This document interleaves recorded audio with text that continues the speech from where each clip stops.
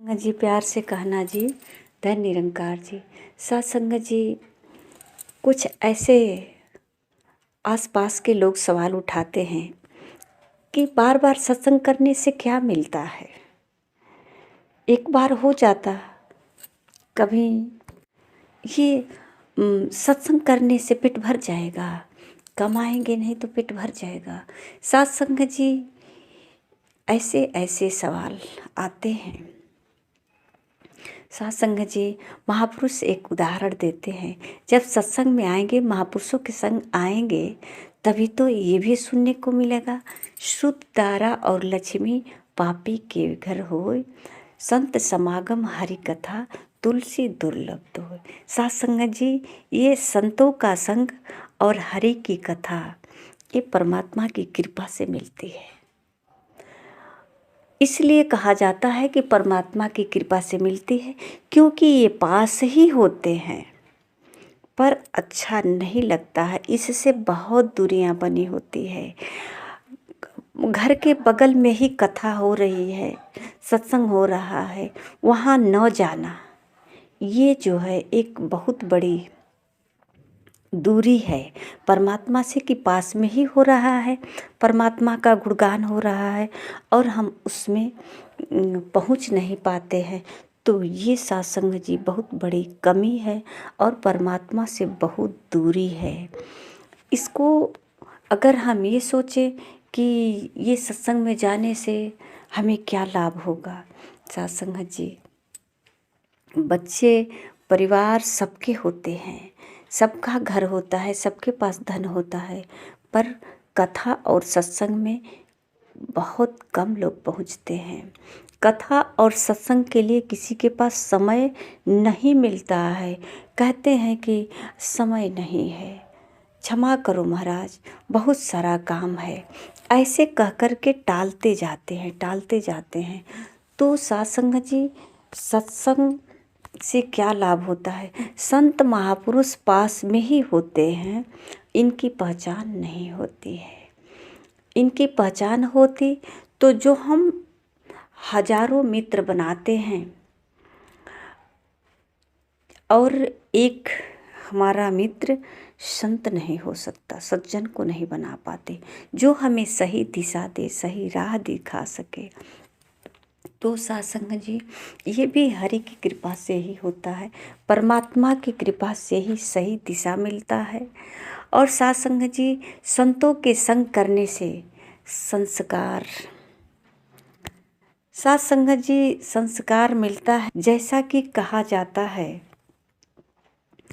कि इंसान सब कुछ प्राप्त कर लेता है, पद प्रतिष्ठा सब कुछ, डिग्री हासिल हो जाती है, पर सत्संग जी कहा जाता है ना कि अरे ये धनवान है। एक उदाहरण है कि बड़ा हुआ तो क्या हुआ, जैसे पेड़ खजूर, पंछी को छाया नहीं, फल लागे अति दूर। तो कहते हैं कि ये बड़कपन का क्या फ़ायदा, जो किसी पर रहम नहीं किया, यहाँ तक कि बोलने का ढंग नहीं। तो सत्संग जी कहते हैं कि सब कुछ है पास में, पैसा, परिवार, बाल बच्चे सब कुछ है, बहुत सुंदर भी हैं, एक सुंदर स्त्री हो या सुंदर पुरुष हो, पर उसका तमीज ना हो, बोलने का ढंग ना हो, वो किसी को अनाप शनाप बोले, तो वहाँ लोग कहते हैं इसके अंदर इंसानियत नहीं है, ये इंसान नहीं है, या कहेंगे कि ये गंवार है, अनपढ़ है, या जो भी जिस नाम से उसको नवाजे। सत्संग जी, सब कुछ होता है, पर एक ही बोलने का ढंग, तो उसको इंसानियत कहते हैं कि इसके अंदर इंसानियत नहीं सीखी है। सब कुछ प्राप्त कर लिया है, डिग्री हासिल कर लिया है, पद प्रतिष्ठा मान, इतना भौतिक सुख सब कुछ है, पर इसका तो भूलने का ढंग ही नहीं है। तो सत्संग जी यही करता है इंसान ना, गांव से उठ कर के शहर जाकर मकान बना लेता है, पढ़ाई करके बहुत सारी डिग्रियां पा लेता है, पर सत्संग जी दुखी रहता है सिर्फ एक बात के, कि उसका स्वभाव नहीं बदलता। वो कहीं भी रहता है, उसका स्वभाव उसे हमेशा खतरे में रखता, दुखी रखता है। साथ संगत जी, ये संत ही हैं। संत के साथ रहने से ये संत जोड़ने का काम करते हैं, हमेशा मिलवर्तन की बात करते हैं, भाईचारे की बात करते हैं। ये तोड़ने की बात नहीं। कहते हैं लोग कि ये मैं इस धर्म का हूँ, उस धर्म का हूँ, इस जाति का हूँ, उस जाति का हूँ। साथ संगत जी, बता दें, आज सदगुरु माता सुदीक्षा जी महाराज ये सारे दीवार को गिरा दें, सारे दीवार को ब्रह्म ज्ञान दे करके यहाँ कोई दीवार नहीं, जातिवाद खत्म हो गई, कोई जाति पात नहीं, सिर्फ एक इंसानियत हो। कहते हैं कि एक को जानो, एक को मानो, एक हो जाओ। सभी मानव शरीर में ही है। यहाँ किसी के शरीर के ऊपर किसी जातिवाद का मुहर नहीं लगा है। और इसी जातिवाद से जो तेरे मेरे का लड़ाई चल रही है, झंझट चल रही है, जिससे कितनी सारी नुकसानी होती है। साथ संगत जी, ये सारे दीवार गिराकर सबको एक मिलवर्तन का पाठ पढ़ाती हैं, सबको एक साथ जोड़ने का काम करती हैं। साथ संगत जी, इनका धर्म सिर्फ मानवता, ना हिंदू, ना सिख, ईसाई, ना हम मुसलमान है, मानवता है धर्म हमारा, हम केवल इंसान है। यही तो है निरंकारी मिशन का पढ़ाई, यही तो है संतों के संग। सत्संग में यही मिलता है कि आप सबके साथ प्यार से रहिए, प्यार से बातें करिए। अब बड़ा हैं तो वही कि बड़ा हुआ तो क्या हुआ, जैसे पेड़ खजूर के पेड़ की तरह उदाहरण देते हैं कि इसे पंछी को भी छाया नहीं मिलता है। तो सत्संग जी, इसीलिए कहें कि यहाँ सिखलाई ये मिलती है, आप बड़े हो या छोटे हो, आपके अंदर जब इंसानियत का भाव है, मानवता का भाव है, प्रेम है, तो आप हर जगह एक सहजता के साथ जीवन जी सकते हैं और सबसे प्यार होगा, प्यार से बातें कर सकते हैं। साथ संगत जी, कहते हैं कि जब मेहनत करने के बाद भी सपने पूरे नहीं होते हैं तो लोग दुखी होते हैं। साथ संगत जी, ये कहीं न कहीं दुखी कुछ प्राप्त करने के लिए ही होते हैं कि ये भाव विचार, ये आध्यात्मिक विचार है। यहाँ केवल विचार को ही, भावनाओं को ही सत्संग जी, नाक नक्शा कोई नहीं बदला जाता, धर्म नहीं बदला जाता, केवल विचार को ही बदला जाता है कि आपका विचार बदल जाए, आप कहीं भी रहो, खुशहाल रहो, सहज रहो। और सत्संग जी, इतना ही नहीं, लोग जो है भयभीत कर देते हैं। इस संसार में जो है ना, भयभीत करते रहते हैं, कहीं से न कहीं से भय भ्रम बना रहता है। और सत्संग जी, इस भय के कारण सुख, मतलब सब कुछ उपलब्ध होने के बाद भी सुख नहीं प्राप्त होता है। तो संत के पास जाएंगे तो संत इन सारे भ्रम को दूर करते हैं, क्योंकि इनके पास किसी प्रकार का अभाव नहीं होता, ये सब तरह से संतुष्ट होते हैं। इनके पास ज्ञान का भंडार होता है और ये ज्ञान देते हैं, ज्ञान बांटते हैं। अपने ज्ञान के आधार से जोड़ करके ये सुखी करते हैं। इनके पास केवल सुख ही मिलता है, संतुष्टि मिलती है, सहजता मिलता है, प्रेम मिलता है। सत्संग जी, ये संतों के साथ रहने से जीवन बिल्कुल निर्मल, सहज, सुखदायी होता है। और ये जो दिमाग में होता है ना, हमेशा उल्टा सीधा खुरापात जो संसार में भरा होता है। सत्संग जी, महापुरुष एक उदाहरण देते हैं कि अगर किसी खेत में किसान उस खेत में बीज न डाले, उस खेत को कोड़े न, बीज न डाले, उसमें मेहनत न करे, तो ये प्रकृति का नियम है कि उस खेत में अपने आप स्वतः ही घास फूस निकल जाएगा।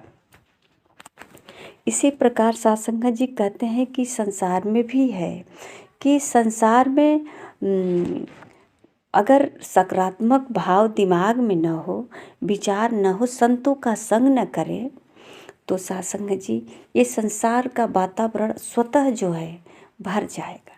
या यहाँ भरने के लिए कोई अलग से तरकीब नहीं लगानी पड़ेगी। तरकीब तब लगानी पड़ती है जब संतों के बीच बैठकर सोचना पड़ता है, संतों को समझाना पड़ता है। तो सत्संग जी ये संसार सभी भ्रमित है और इनके साथ हमेशा भ्रम, कहीं न कहीं से भ्रम मिलता जाता है। तो सत्संग जी ये भ्रम है जो हमें हमेशा दुखी करता है। सत्संग जी संतों के संग रहने से संत भय मुक्त होते हैं, ये स्वतंत्र होते हैं, इनके किसी प्रकार की चाहत नहीं होती है, ये हर हाल में खुशहाल होते हैं। और सत्संग जी जो के पास आते हैं ना, उसको भी ये खुशहाल रखते हैं, अपनी विचार से, अपनी भावनाओं से जोड़ कर रखते हैं। और सत्संग जी संसार जी कहते हैं कि भली झोपड़ी भी वह जिसमें भक्त गुरु का रहता है, धन्य भक्त की वाणी यदि वह बात गुरु की कहता है। सत्संग जी ये जो है हमेशा शुक्राना करता है, इसलिए कि इसके पास ये झोपड़ी में रह कर के भी इतना मतलब कि सहज सुकून प्राप्त करता है, ये अपने आप को धन्य मानता है और हमेशा गुरु का ही यश गाता रहता है, गुरु के ही शरण में हमेशा समर्पण भाव से रहता है। सत्संग जी संसार जी कहते हैं कि सूत दारा और रिश्ते नाते घटती बढ़ती छाया है, दृश्यमान धन धान्य है, वैभव सारी मिथ्या माया है। यहाँ यही संत महापुरुष कहते हैं कि जिससे हम रिश्ता जोड़ते हैं, जिसके प्रति हम ज़्यादा स्नेह रखते हैं, ये सब परिवर्तनशील है, ये सब यहाँ बदलता रहता है और इसी के शोक में कभी प्राप्त करने के लिए दुखी रहे, कभी जब छूटा हाथ से तब दुखी रहते हैं। सत्संग जी महापुरुष तो यहाँ तक भी कहे कि जो हमें संसार में वातावरण मिलता है, जिसका हम ध्यान करते हैं, जिसका हर समय विचरण करते हैं, जिस माहौल में हमारा जीवन व्यतीत होता है, सत्संग जी अंत समय में जब ये मनुष्य अपना शरीर छोड़ता है तो इसी का भी ध्यान आ जाता है।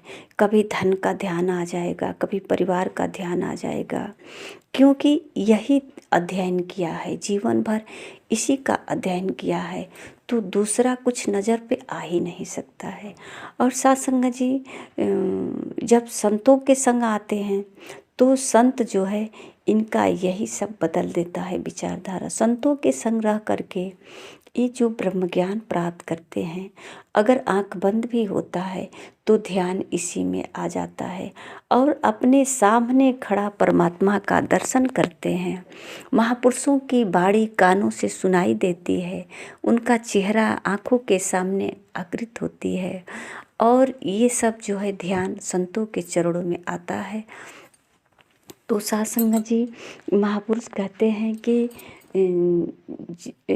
उस वक्त में अंत समय में जो ध्यान करते हैं उसको भोगने के लिए फिर से ये जीवन धरती पे मिलता है, चाहे वो जिस योनि में मिले, जिस